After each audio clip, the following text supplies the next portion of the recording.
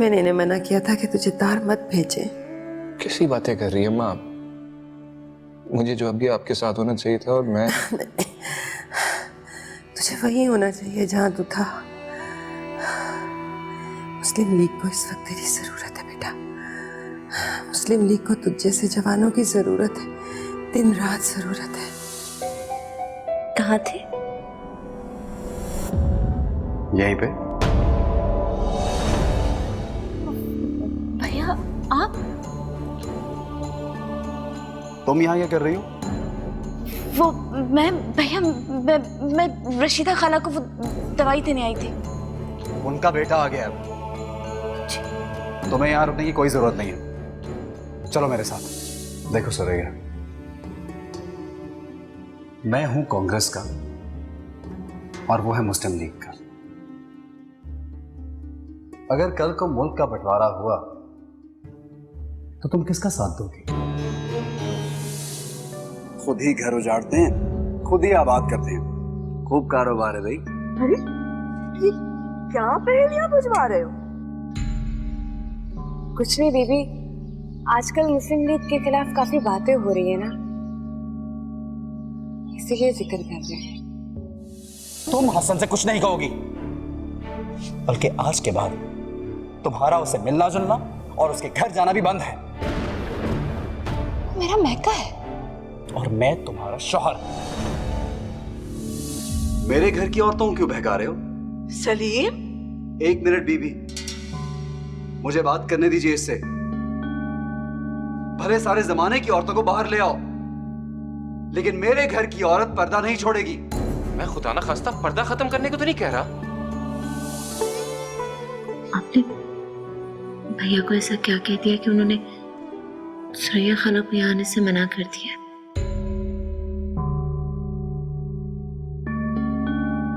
सुरैया को मुझसे मिलने से मना कर दिया?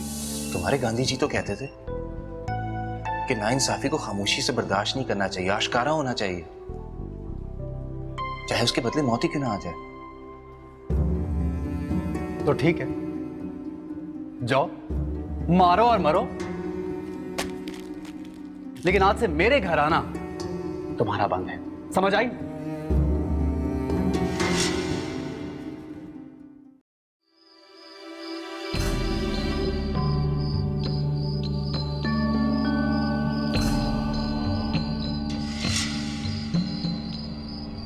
यहां क्या कर रहे हो तुम? मैं फहीम से मिलने आया था। मैंने तुम्हें मना किया था ना। मैं तुम्हारे घर के अंदर नहीं, बाहर खड़ा हूं सलीम। और वैसे भी तुम सुरैया खाला से मिलने से रोक सकते हो, लेकिन बाकी घर वालों से तो नहीं। मैं कुछ भी कर सकता हूं। तुम बात को खामखा में बढ़ा रहे हो सलीम, मेरी बात सुनो। तुम मेरी बात सुनो। मैं नहीं चाहता तुम्हारे नापाक इरादों में मेरे घर वाले भी शामिल हों। तुम्हारे दिमाग में तो जिन्ना ने जादू कर दिया है। नमाज पढ़नी तो आती नहीं, उर्दू बोलनी आती नहीं, चला है मुसलमानों के लिए अलग मुल्क बनाने। क्योंकि इंसान मुसलमान दिल से होता है, दिखावे से नहीं। ठीक है, उन्हें नमाज पढ़नी नहीं आती, वो ठीक तरह से उर्दू जुबान भी नहीं बोल सकते, लेकिन फिर भी इकबाल ने उन्हें चुना। सारे हिंदुस्तान के मुसलमान उन्हें अपना कायद मानते हैं। उनकी जुबान में वो असर है कि अपनी बात मनवाने के लिए उनको गांधी जी की तरह नंगा नहीं फिरना पड़ता। होश में रहकर बात करो हसन। होश से तुम गुजर रहे हो सलीम। तुम्हारी जुर्रत कैसे हुई गांधी जी के बारे में कुछ कहने की? बात मैंने नहीं शुरू की थी, तुमने की थी। हाँ, मैंने शुरू की है बात, और इसे खत्म भी मैं ही करूंगा। ये सब कुछ जो हो रहा है तुम्हारे जना की वजह से हो रहा है। मेरा बस चले तो उसको मैं बकवास बंद करो सलीम।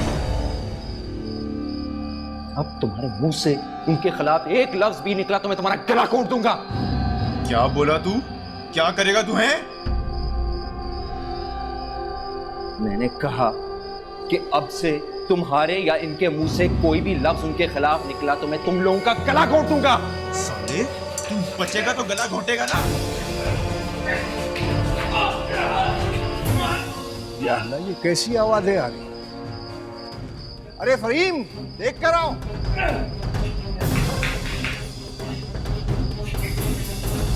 अब्बा जल्दी आइए, भाई के दोस्त हसन को पूछ रहे हैं।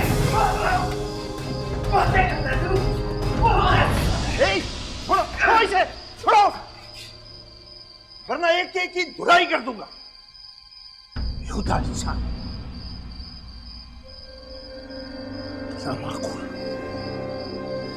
तुम लोग तो शरीफ माँ बाप की औलाद हो, मोहल्ले में गुंडागर्दी करते हो, शर्म नहीं आती? कैसे दोस्त हो तुम लोग? अगर इससे कुछ हो जाता तो? भाई इनके बीच झगड़ा हो गया था तो तुम दूर करने के बजाय आपस में लड़ पड़े। अब्बा जी ये गांधी जी के बारे में अनाप शनाप बक रहा था। तो तुम इसके बदले क्या जिना की शान में कसीदे पढ़ रहे थे? बहुत बड़ा मानते हो ना दोनों लीडरों को। तुम्हारा क्या ख्याल है? तुम्हारी इस हरकत से जिना साहब बहुत खुश होते, और वो जो गांधी जी अहिंसा का पाठ पढ़ते रहते हैं वो पसंद करते हैं इस झगड़े को तुम्हारे। बात यही सिखाया जाता है स्कूल कॉलेजों में तुम्हें। से गलती होगी छोटे नाना जी। तुम्हारी मां से, गोपीनाथ से और रायचंद से आज ही बात करूंगा।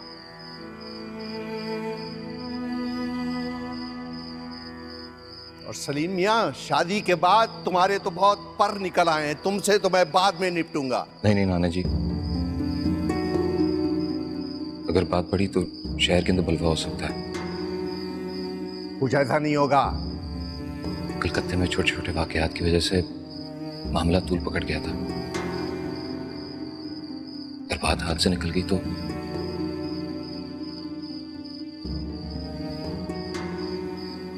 मुझे माफ कर दें कि मेरी वजह से आप लोगों का दिल दुखा है। बेहतर होगा कि इस बात को यहीं रहने दें। ठीक, हम चलते हैं चाचा जी। राम राम। क्या राम राम? तुम ही माफी मांगो उससे। चलो।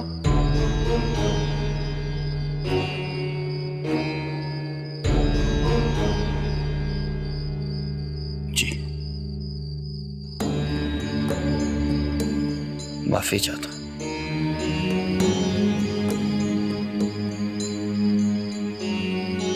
चलते हैं चाचा जी।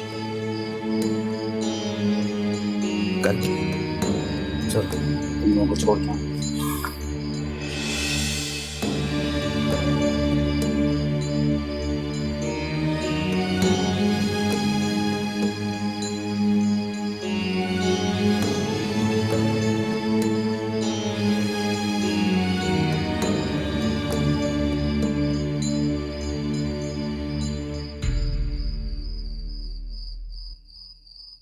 अब्बा जी, आपसे एक दो जरूरी बातें करनी है मुझे।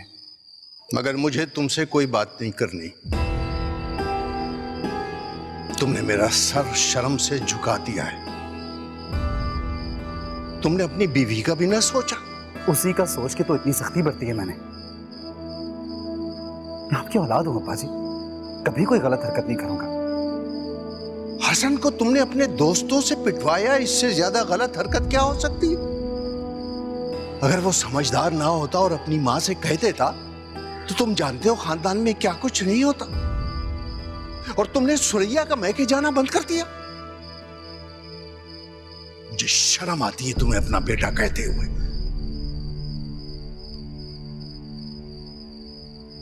उसी हसन की वजह से ये सब कुछ किया मैंने, वरना आप जानते मैं ऐसा नहीं हूं। तो शायद अंदाजा नहीं है अब्बा जी, वो इस घर में फसाद का बीज बो रहा है।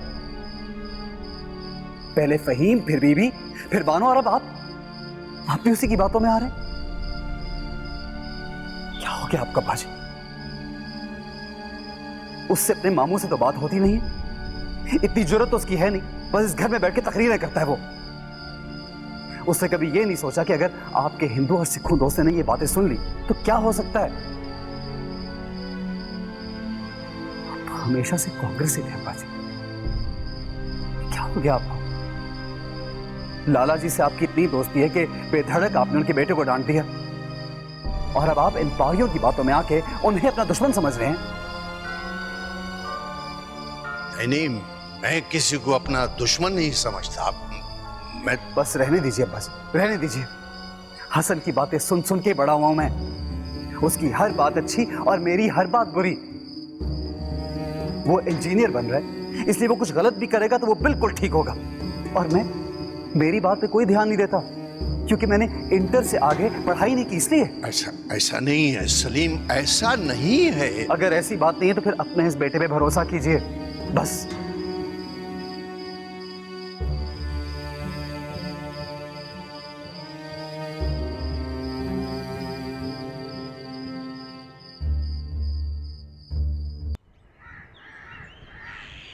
मैंने कहा था ना, अब्बा जी सब संभालेंगे। हाँ वाकई मुझे तो यकीन ही नहीं आ रहा कि अब्बा जी ने इतनी आसानी से सब कुछ संभाल लिया, वरना मुझे तो लग रहा था कि दोनों घरों में हमेशा के लिए लड़ाई हो गई।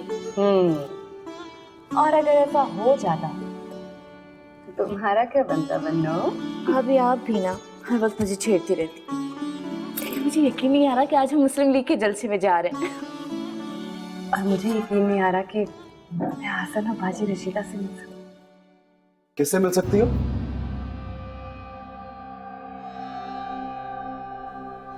किससे मिल सकती हो? बाजी रशीदा से। तुम्हारे ऊपर मेरी अताहत लाजिम नहीं रही क्या? लेकिन भैया अब तो सब कुछ ठीक हो गया है ना? किसने कहा तुमसे? किसने कहा ठीक हो गया? ये कोई बच्चों का खेल है? पल में लड़ाई और पल में सुलह? तुम्हारे भांजे ने जो दरार दिल में डाली है ना, वो कभी नहीं भर सकती। लेकिन आप दोनों ने तो एक दूसरे से माफी मांग ली थी ना? मैंने माफी नहीं मांगी, उसने मांगी थी, क्योंकि उसकी गलती थी। और ये तो राम का बड़ापन था जो अब्बा जी से मेरे सामने से माफी मांगी। ऐसी होती दोस्ती। लेकिन राम आपका रिश्तेदार तो नहीं है भैया। जब राम और रवि जैसे दोस्त हो ना, तो रिश्तेदारों की कौन परवाह करता है? मेरी खातिर उन्होंने हसन को मारा। कौन कूदता है पराई लड़ाई में? बोलो। क्या वो आपकी खातिर किसी हिंदू से भी लड़ सकते हैं? एक थप्पड़ लगाऊंगा अगर जवाब दिया तो।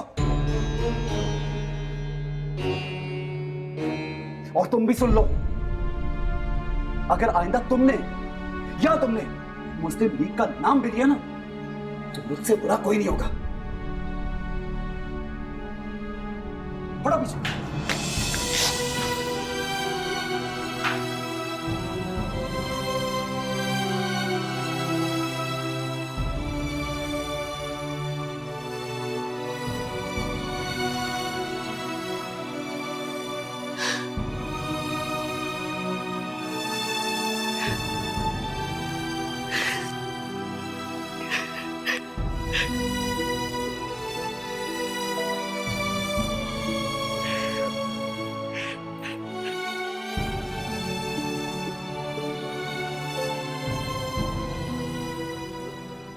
हसन मियाँ, क्या हमारा जलसे पे जाना जरूरी है?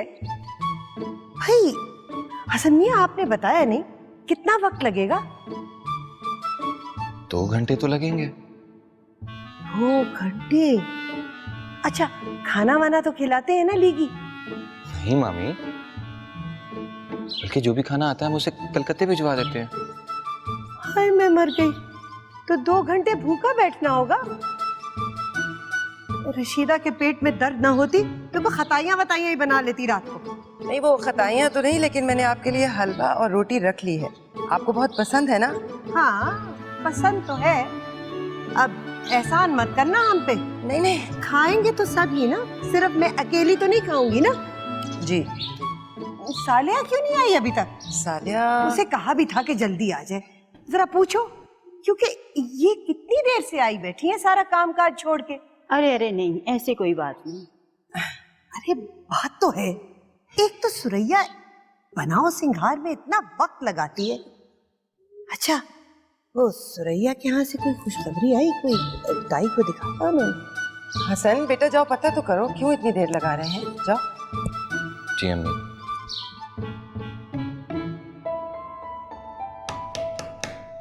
सुरैया खाला, बीबी, फहीम,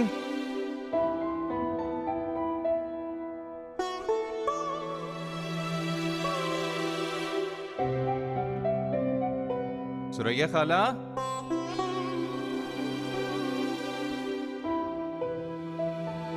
सुरैया खाला,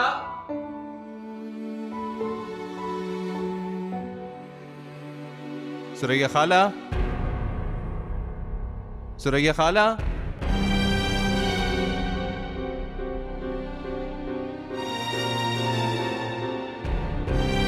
सुरैया खाला,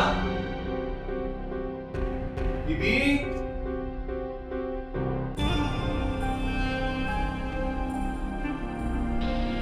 सुरैया खाला, सुरैया खाला,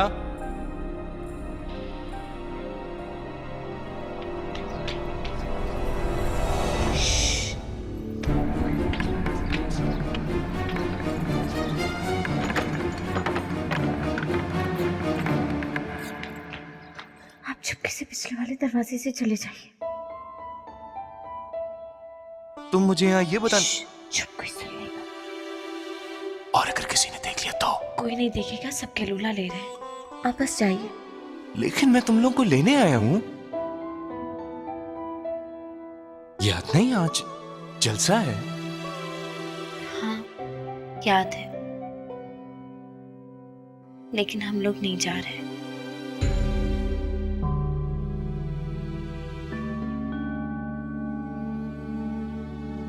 क्यों? क्योंकि हम सब लोग कांग्रेसी हैं। कौन सा? सारे घर वाले। फहीम भी? नहीं, वो तो गुरदासपुर गए दौरे पर। और नाना जी? वो तो शुरू से ही कांग्रेसी थे, बस आपकी बातों की वजह से मुस्लिम लीग के लिए झुक गए थे। तो अब क्या हो गया? मैं बात करके आता हूं। अब्बा जी सो रहे हैं। लेकिन बीबी ने मुझसे वादा किया था, अगर नहीं जाना था तो पहले कह देती। वो मैंने ही उनसे कहा था कि जलसा मुलतवी हो गया।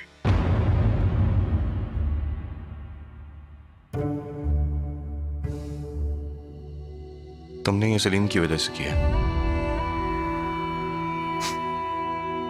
मुझे मालूम था उसका मेरी तरफ से अभी भी दिल साफ नहीं हुआ।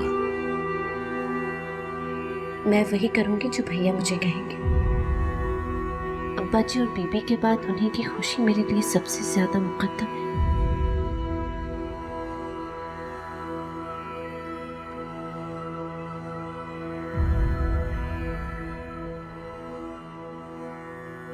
मैं तुमसे अब ये नहीं पूछूंगा कि मेरी खुशी तुम्हारे लिए अहम है कि नहीं, लेकिन ये जरूर पूछूंगा कि तुम्हारी फराइज की फहरिस्त में तुम्हारे खानदान और तुम्हारे भैया के बाद हिंद के मुसलमानों का भी नाम है या नहीं। अगर भैया कांग्रेसी है तो हम भी कांग्रेसी हैं। मुस्लिम लीग की नहीं। ठीक है, अगर तुम इतनी ही लकीर की फकीर हो तो अब से मेरा और तुम्हारा कोई वास्ता नहीं।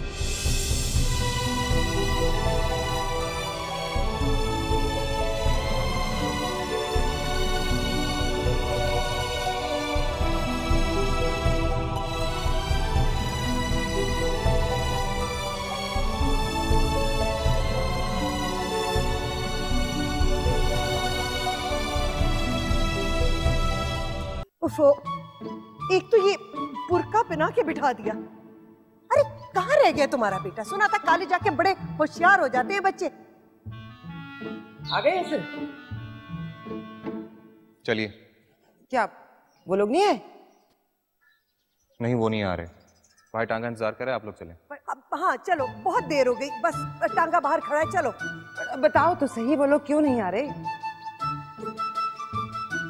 वो बानो की तबीयत खराब हो गई है। या अल्लाह खैर, क्या हुआ है उसे?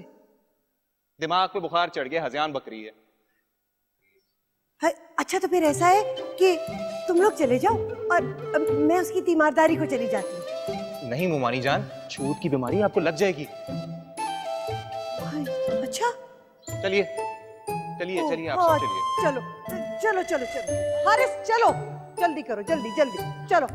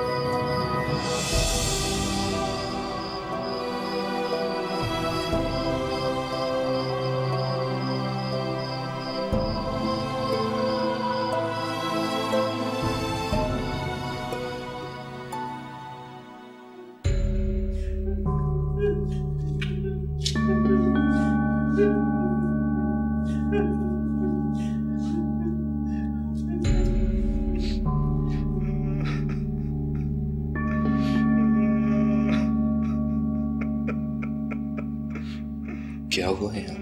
ये बिहार से है। क्या फसादात हो रहे हैं? हाँ, कोई 20,000 मुसलमान शहीद हो गए।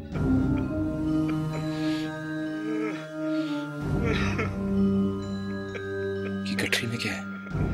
इनकी बेटी और बेटों के खून में लिथरे हुए कपड़े हैं।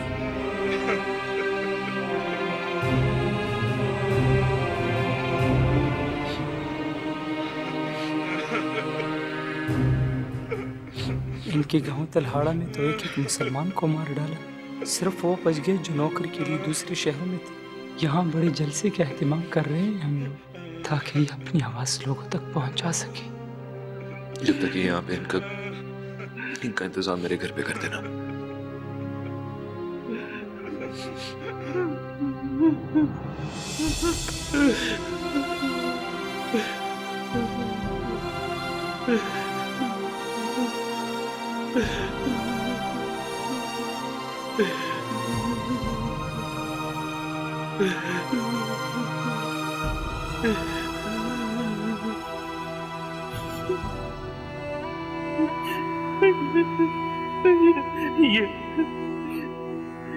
ये मेरी बड़ी बेटी का दुपट्टा है और ये मेरे बेटे का कुर्ता। 2 हफ्ते तक यही होता रहा।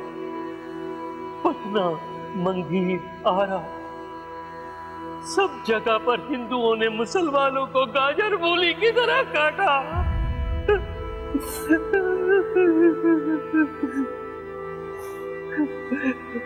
औरतों की बेहुरमती हुई। मेरी बेबी ने खुद मेरी 3 बेटियों को जिंदा कुएं में फेंक कर अपने आप को फांसी लगा ली।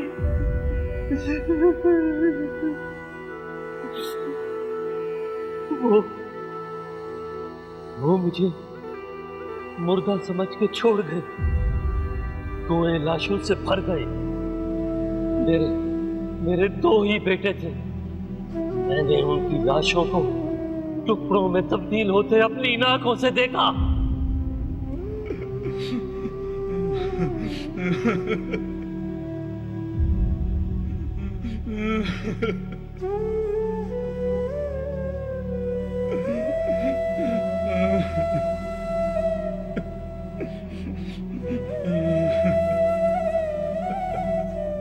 पुलिस ने कोई कार्रवाई तो की होगी ना? अरे छोड़िए, राजेंद्र प्रसाद इतने बड़े कांग्रेसी लीडर खुद वहां बैठे थे, उन्होंने कुछ नहीं कहा तो पुलिस क्या कर लेती। मैं यही बताने आया हूं कि समझ लीजिए, हिंदू एक है, कोई हमारा नहीं। नेहरू भी आए थे बिहार के बलवे का सुन के, एक्शन भी लिया था, मगर नतीजा क्या हुआ?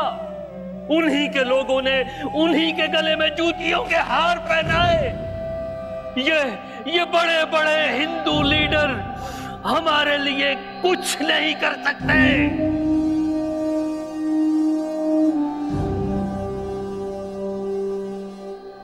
अब ऐसी बात भी नहीं है जनाब। देखिए, आपको जिस तरह की भी मदद चाहिए, जो भी आप चाहते हैं, हम हैं ना, आपकी मदद करेंगे। आप गलत समझ रहे हैं। जुल्म की दास्तान सुनाकर हम आपकी हमदर्दी बटोरने या मदद हासिल करने के लिए नहीं आए। हमें अच्छी तरह से मालूम है कि किसी भी अजीम मकसद को कुर्बानी दिए बगैर हासिल नहीं किया जा सकता। हमें फख्र है कि कुर्बानी देने में पहल हमने की। हम जानते हैं कि पाकिस्तान बनेगा तो सरहद में बनेगा, पंजाब, सिंध, बलूचिस्तान, बंगाल में बनेगा, बिहार को इसमें शामिल नहीं किया जाएगा।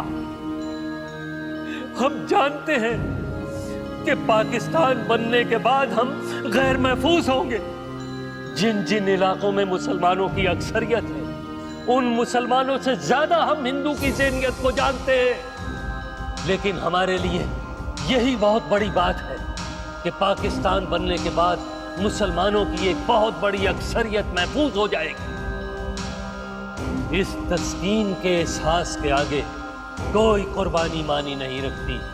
कौमों की बका के चिराग शहीदों के लहू से जला करते हैं। जब जब पाकिस्तान को हमारी जानों का नजराना चाहिए होगा, देख लीजिएगा, सबसे आगे हम होंगे, पीछे नहीं हटेंगे, पीछे नहीं हटेंगे,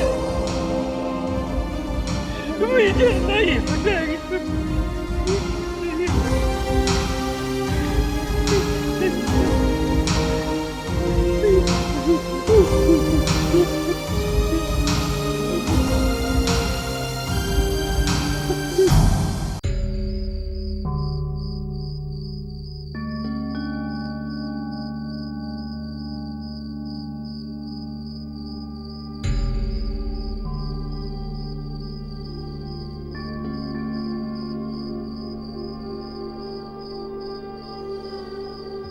बड़े भैया, मुझे आपसे इजाजत चाहिए। किस चीज की इजाजत चाहिए तुम्हें? कि जब जब मुस्लिम लीग को मेरी जरूरत होगी, मैं जाऊंगी। हरगिज नहीं। इस तरह के 10 कांग्रेसी मैं भी तुम्हारे सामने लाके खड़े कर सकता हूँ। तो कर दीजिए। अल्लाह मेरे माँ बाप को सलामत रखे। उनके होते हुए मुझे आपसे इजाजत लेने की जरूरत नहीं। क्या हो रहा है? समझाइए इसको बाजी। इसको बताइए कि मैं इसका बड़ा भाई हूं। मैं अच्छी तरह जानता हूं कि क्या सही है और क्या गलत।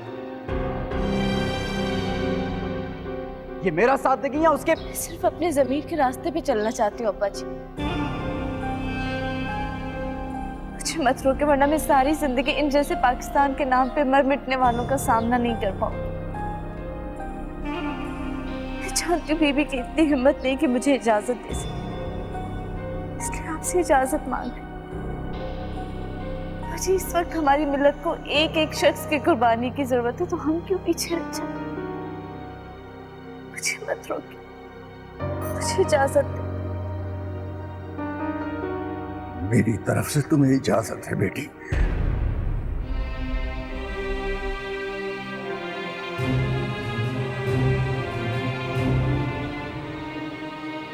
तुम्हें कसम है हमारी तरबियत की।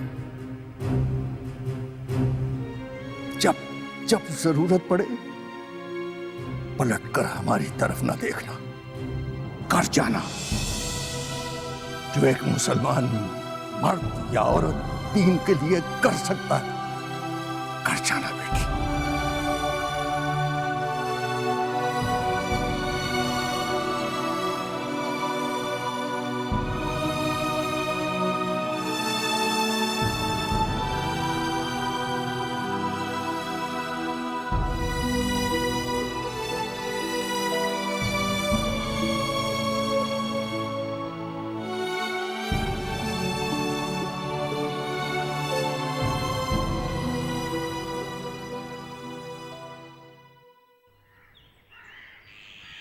बानो चले?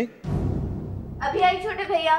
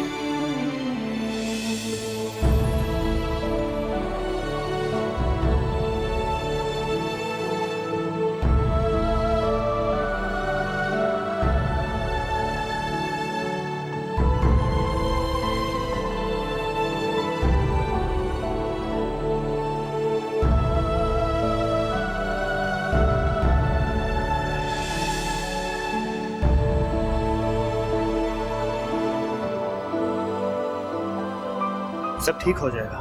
खाक ठीक हो जाएगा यार। सब ठीक हो गया था फिर खराब हो गया। पता नहीं कहां से हसन उस बुड्ढे को उठा लाया।